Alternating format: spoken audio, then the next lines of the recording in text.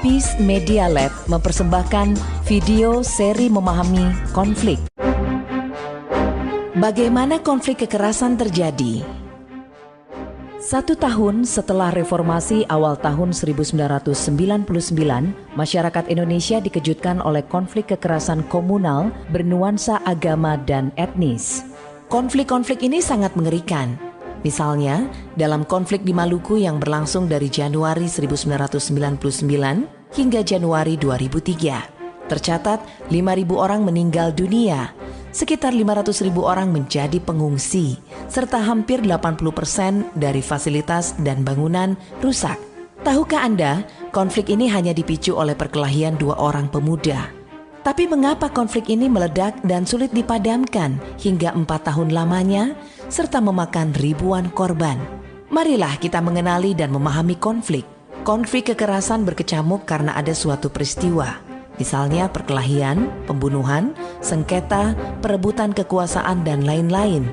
Inilah yang disebut pemicu konflik. Pemicu bisa dilihat peristiwanya dan akibatnya. Tetapi ada faktor lain yang mendasar, yaitu akar konflik. Akar konflik biasanya tidak terlihat di permukaan. Akar konflik ini bisa berupa ketidakadilan, diskriminasi, korupsi, dan lain-lain.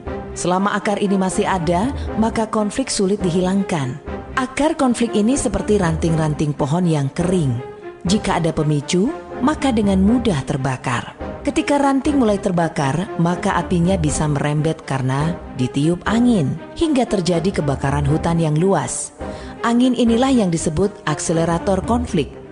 Akselerator konflik bisa berupa isu agama, suku, atau identitas-identitas lain. 3 hal di atas disebut faktor konflik. Selain faktor konflik, suatu konflik berlangsung karena ada aktor.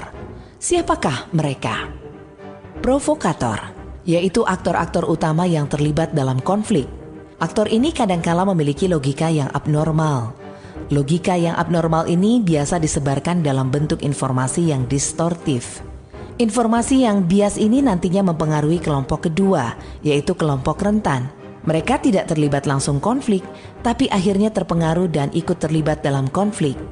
Aktor ketiga adalah kelompok fungsional, yaitu kelompok yang tanggung jawab utamanya adalah menghentikan kekerasan dan mencegah meluasnya konflik.